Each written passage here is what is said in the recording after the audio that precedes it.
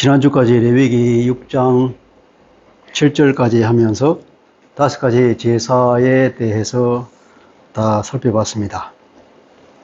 근데 그때 보면서 우리가 7장까지도 두루두루 같이 봤는데, 이 6장 8절부터는 이게 여호와께서 모세에게 말씀하여 이르시되 하면서 아론과 그 자손에게 명령하여 이르라. 이제 제사장들에게 하는 얘기가 6장 8절부터 나옵니다. 그러니까 제사를 드릴 때에 앞에서는 주로 이스라엘 백성들에게 하는 얘기고, 여기서는 주로 이제 제사장들에게 하는 얘기인데, 우리가 제사 5가지 설명하면서 각 제사마다 이제 제사장이 어떻게 할 것인가를 뒤에 걸 우리가 보면서 설명을 했지만, 여기서부터 본격적으로 이제 제사장에 대한 그 지침에 대해서 전부 다 일별하면서 제사에 관한 것은 다 오늘 끝내도록 그렇게 해보겠습니다.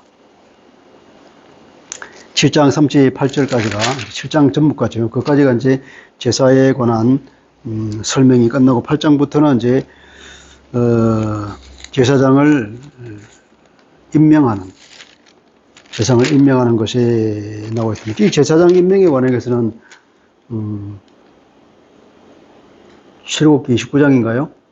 거기에 다 나와 있는데, 그 내용을 다시 한번 설명하면서 반복하면서 그대로 했다는 내용을 레위기에서 말하고 있습니다. 제사장을 위한 제사 지침에 보면 앞에는 주로 이제 제일 먼저 나오는 번제죠, 그죠? 번제, 소제, 그리고 화목제, 속죄제, 속건제, 이렇게 해서 화목제가 중간에 나오는데, 제사장에게 설명할 때는 화목제가 가장 아마 많이 드려지지 않은 제사 같아요. 이것은 자기가 원할 때만 드리는 거기 때문에, 그래서 화목제가 제일 뒤로 빠져 있습니다. 제사장들에게 주는 제사 지침에서는. 그래서 번제, 소제, 항상 소제는 주로 번제에 부수적으로 딸려 나오는 거기 때문에 번제에 대하면 소제가 나오고, 그리고 반드시 드려야 할 죄를 지었으면 반드시 해야 되는 게 속죄제와 속건제, 그리고 화목제는 이제 선택 사항이기 때문에 뒤로 빠졌습니다.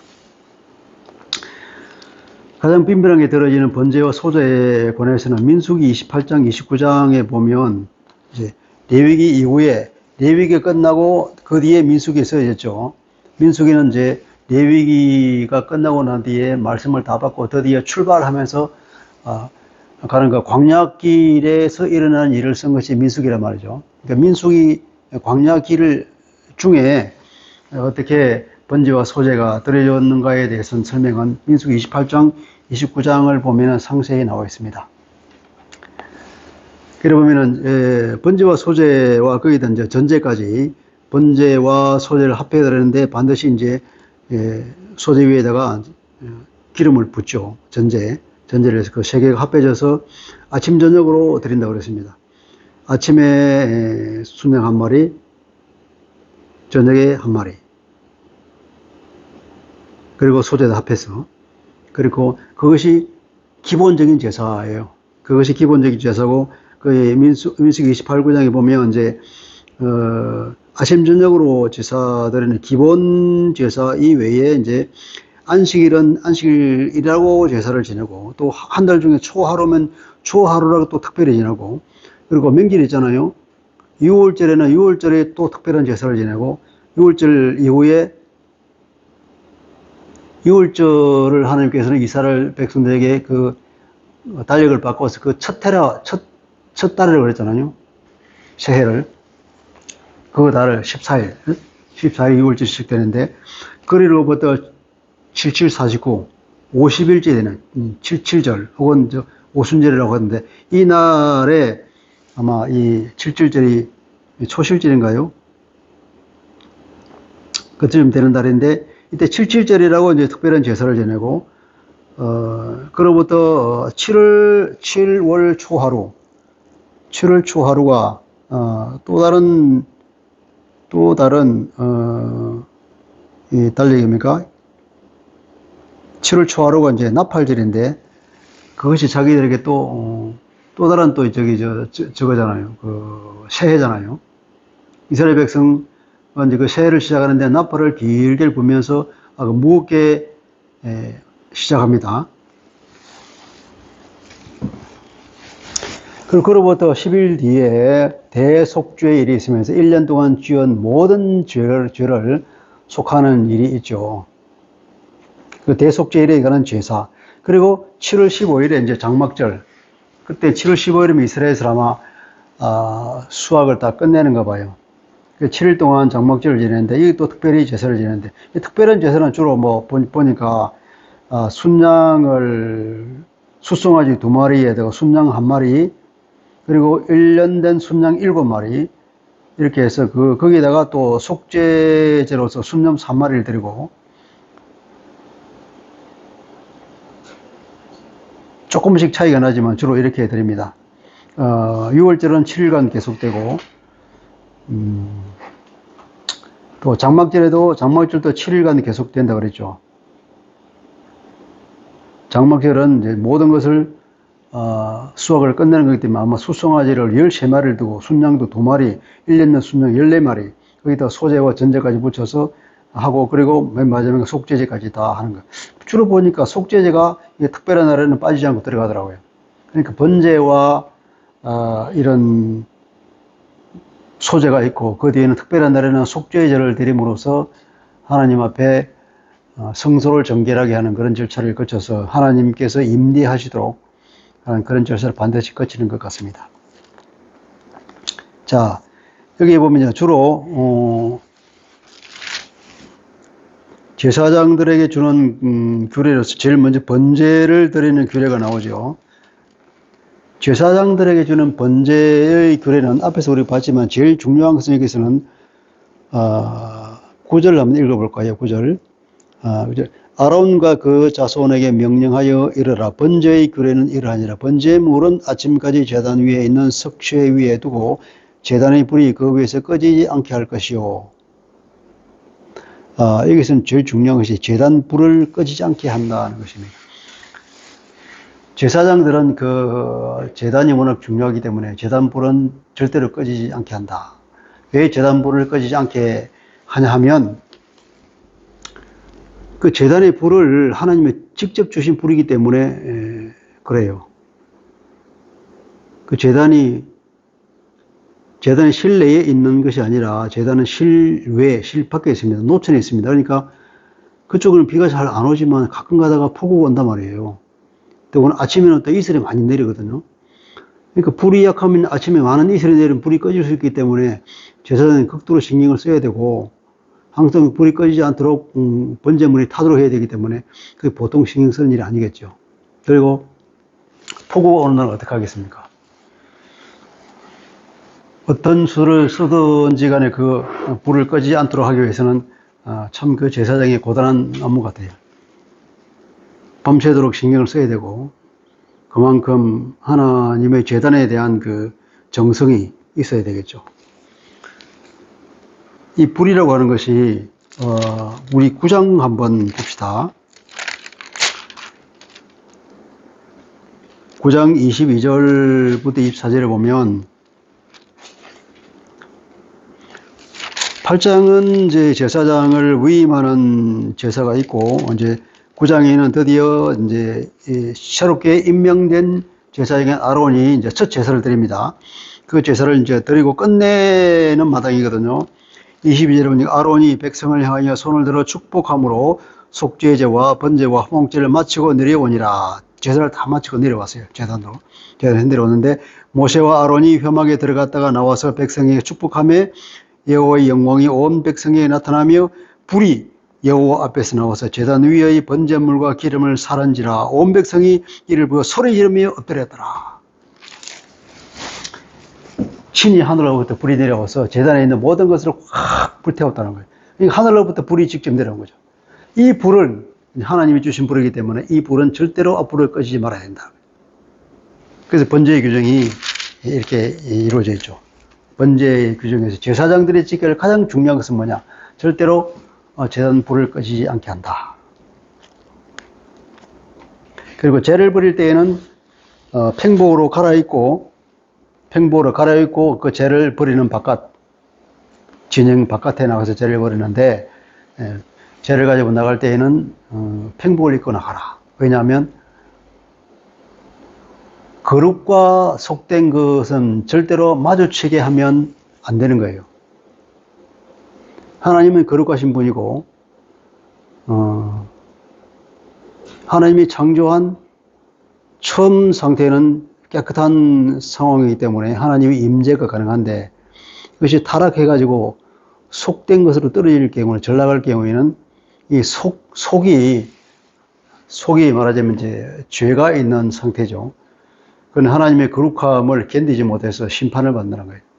죄는 그래서 항상 하나님의 심판을 받게 되어 있고, 그래서 속된 것, 죄된 것은 하나님의 거룩한 것하고 부딪힐 수가 없는 거예요. 부딪히면 바로 심판으로 죽기 때문에.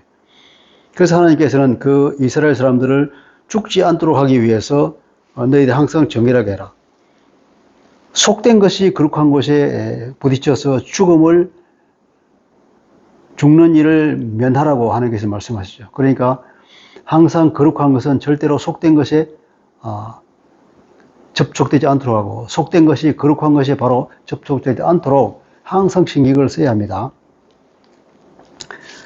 그러니까 거룩한 제사장이 이제 그 제사를 드리는 동안에 거룩하죠. 옷도 처음에 다 기름을 붓고 피를 뿌려서 정결하게 거룩하게 됐는데, 이 거룩함이 밖으로 속된 것을 발언하면 안 되기 때문에 옷을 팽복으로 갈아입고 나가서 속된 곳에 가서 죄를 버리고 들어와서 다시 옷 갈아입고 거룩한 제사장 옷을 입고 근무하는 것입니다. 이 제사를 지내는 걸 보니까 전체적으로 그런 컨셉이 다 갖춰져 있는 걸 보게 돼요.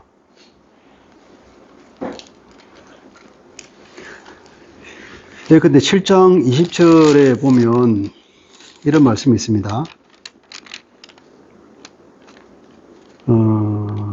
그 화목 제물을 먹는 문제인데, 7장 20절에 만일 몸이 부정한 자가 여호와께 속한 화목 제물의 고기를 먹으면 그 사람은 자기 백성 중에서 끊어질 것이요. 그렇다고. 성과 속이 이게 접촉되면 심판을 받는다는 거죠. 또 10장 1, 2, 3절에도 보면 그 유명한 나답과 아비후가 죽게 되는 게 있죠. 이거 뭐냐면 여호와께서 명령하시지 아니한 다른 불을 담아서 여호와 앞에 분향했는데 불이 여호와 앞에서 나와서 그들을 삼킴에 그들이 여호와 앞에서 죽었다. 그러니까 속된 것이 거룩한 것에 접촉하니까 바로 심판이 내려왔다는 거죠. 그래서 항상 속된 것과 거룩한 것은 직접 접촉되지 않도록 하고, 그래서 그 거룩한 곳에 나가기 위해서, 혹은 거룩함이 속된 곳에 접촉하지 않도록 하기 위해서는 우선 그런 속죄 제사를 지내고 그런 절차를 거쳐서 정결함으로 다시 회복되어야만이 하나님의 거룩이, 하나님의 임재가 임할 수 있다는 거예요. 그런 정신을 가진다 그러면 오늘도 그것이 여전히 유효하겠죠.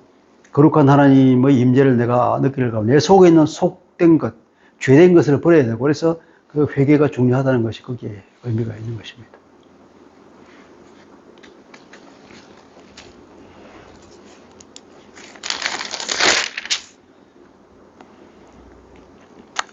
소제를 드리는 규정이 나오고, 그 다음에 이제 제사장의 소제가 19절부터 나오죠. 23절까지. 제사장이 드리는 소제는, 아론이 제사장으로 임명받을 때에 드리는 소제, 그것을 볼 수 있는데, 그것은 제사장이 드릴 때에는 그 소제는 먹지 못한다. 반드시 불태워야 된다. 보통 소제는 기념으로 하는 것만 가지고 번제에 물에 올려서 불태우고 나머지 것들은 전부 다 제사장이 먹는 것인데, 제사장이 직접 소제를 드릴 때에는 먹지 못한다. 그리고 20절 보면 아론과 그 자손이 기름 부음을 받는 날에, 제사장 위임을 받는 걸 말하죠. 그때 날에 여호와께 드릴 예물은 이러하니라. 고운 가루 10분의 1 에바를 항상 드리는 소제물로 삼아서 그 절반은 아침에 절반은 저녁에 드리되.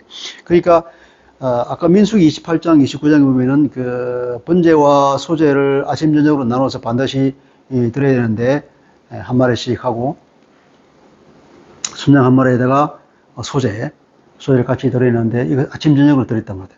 이게 언제부터 드렸냐? 여기 보니까 기름 부음을 받는 날에 드리라 했는데, 이스라엘 전통에 의하면 항상 제사장이 아침 저녁으로 제사를 드렸기 때문에 이 여호와의 기름 부음을 받는 날에 하는 것을 기름 부음을 받는 날부터 이렇게 해석을 합니다.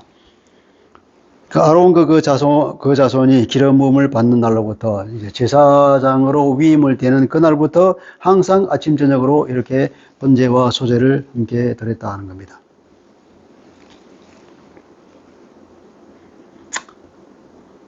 이제 속죄제를 봅시다.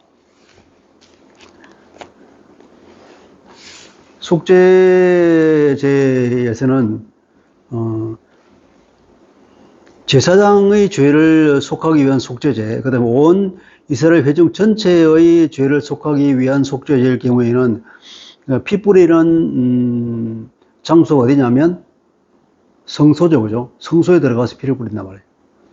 성소에 들어가서 피를 뿌릴 경우에는 그때의 속죄 제물은 반드시 다 불태워놔요. 하나도 남기지 않고. 그런데 이제 그보다 낮은 등급, 근데 뭐 족장의 죄를 속하기 위한 거라든지 백민이 죄를 속죄하기 위한 그런 속죄일 경우에는 성도까지 안 가고 제단의 뿔에다가 피를 바르는 것으로 속죄를 절차를 거치는데 이때의 속죄 제물은 이제 제사장이 먹는다. 이제 기름만 불태우고 고기는 제사장이 먹는 겁니다. 그래서 피를 성소에 들어가는 그런 속죄 제물은 절대로 고기를 먹을 수 없다. 여기 30절에 나와 있습니다. 그러나 피를 가지고 회막에 들어가서 성소에서 속죄하게 한 속죄제 제물의 고기는 먹지 못할지니 불사를지니라 그랬습니다.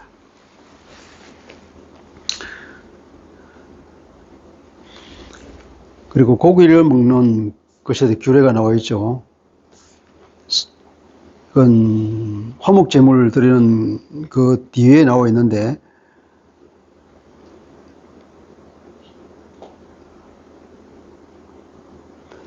고기를 삶은 제사장이 그 고기를 먹을 때 고기를 삶는 항아리가 만약에 톡이라면 고기는 거룩하고 토기는 속된 거라고 그러죠.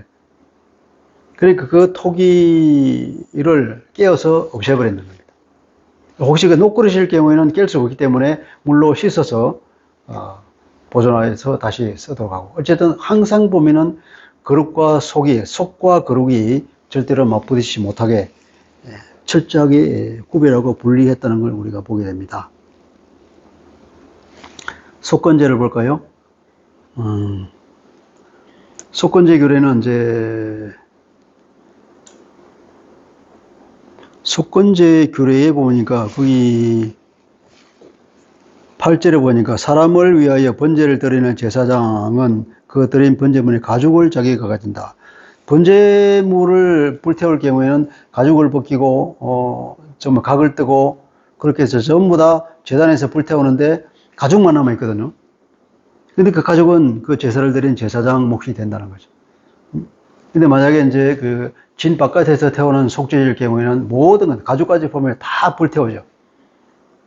기름은 제단에서 불태우고 나머지 모든 것은 제단 밖에 나와서 완전히 불태워서 없애버리는 거예요. 죄를 없애는 거기 때문에 그런 의미가 있는 것 같습니다. 7장 8절, 10절은 이것은 속건제 규례 이후에 붙어 있지만 속건제 규례는 아닌 것 같고 전체 제사에 관한 규례 같습니다. 그리고 소제물에 관한 거,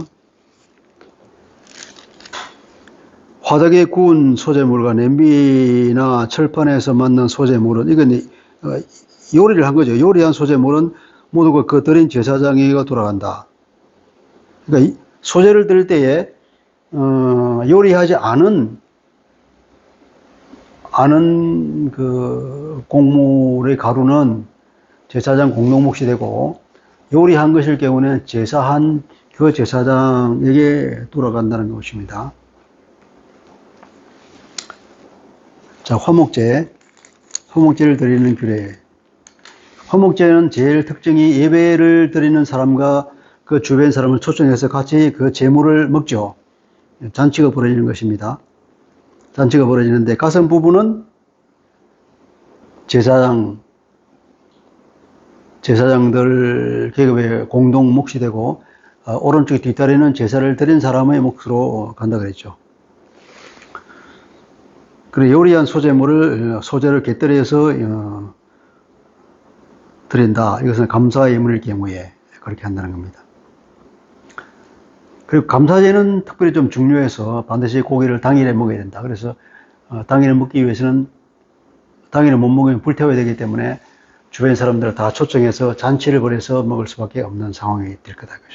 그리고 다른 제사는 다음날 하루 동안 먹을 기회를 더 준다는 게 특징이 있습니다.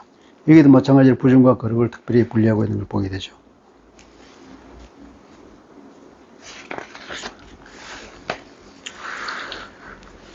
그리고 피와 기름을 먹지 말라고 하는 내용이 나오죠. 근데 자연사한 동물의 고기는 먹을 수 있을까요? 없을까요? 사체는 항상 부정하죠. 그죠? 사체는 부정하기 때문에 사체에 손을 댈 경우에는 그것을 씻고, 목욕을 하고 옷을 빨고 그렇게 해서, 하루가 지나야 다시 정결해진다는 거예요. 그 고기를 먹을 수 있지만 하루 동안은 부정하게 되는 거죠. 그래서 그런 절차를 거친 뒤에 다음날부터 정결하게 되기 때문에 어떤 정결이 반드시 필요한 그날에는 그 고기를 못 먹겠죠. 그리고 좀 아까 속된 사람이 거룩한 제물을 먹으면 속과 거룩이 같이 붙어버리잖아요. 접촉하잖아요. 그럴 경우에는 이 사람이 내가 죄를 지었는지 내가 죄로 혹은 다른 어떤 부정에 졌는지 안는지를 다른 사람은 모르잖아요. 근데 내가 아무도 모르겠지 하면서 먹었다. 그렇게 누가 그걸 가려낼까요? 하나님이 가려낸다는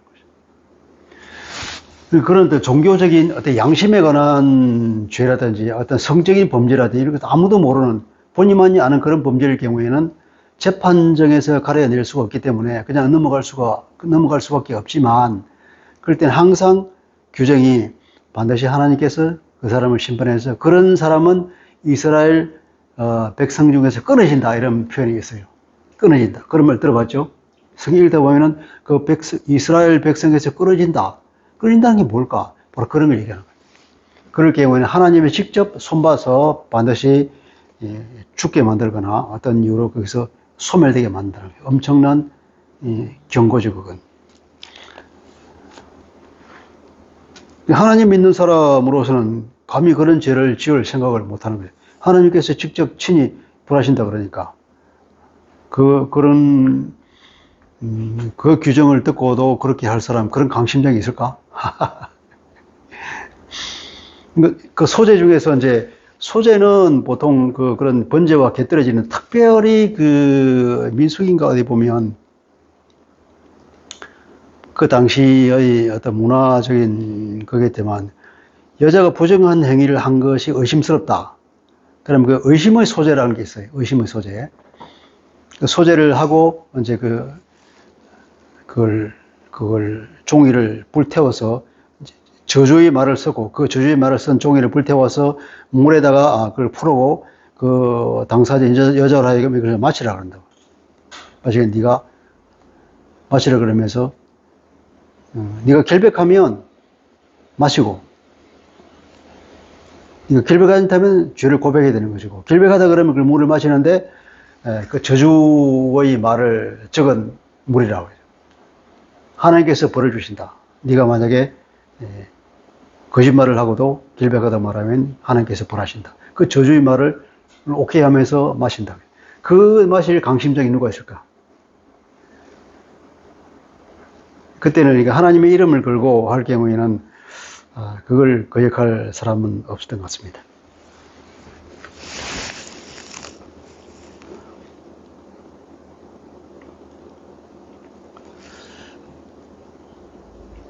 그리고 가축을 죽일 때는 17장에 보면 가축을 죽일 때는 반드시 화목제로 제사를 드린 뒤에 먹으라고 그래요. 그러니까 고기를 먹을 때는 반드시 제사를 드려야 되는 거예요. 화목제로 제사를 드리고 그리고 나머지 고기를 자기들 먹는 거죠. 그러니까 이 사람들 고기를 먹을 때는 자기만 혼자 고기를 갖다 놓고 집에 다 보관하면서 두고두고 먹는 것은 없었던 것 같아요.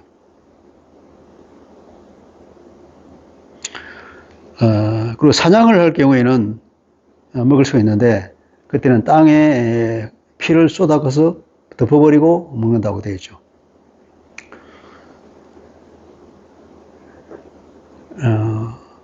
죽은 사체, 죽은 동물이 고기를 먹는 것에 대해 신명기에 좀 오면은 조금 변경이 돼서 너희들은 성민이니까 성민의 어떤 그 자부심을 생각해서라도 그런 죽은 고기는 먹지 말고 이방인들에게 주라고, 이방인들에 팔아라고 이렇게 권유하는 걸 보게 되죠.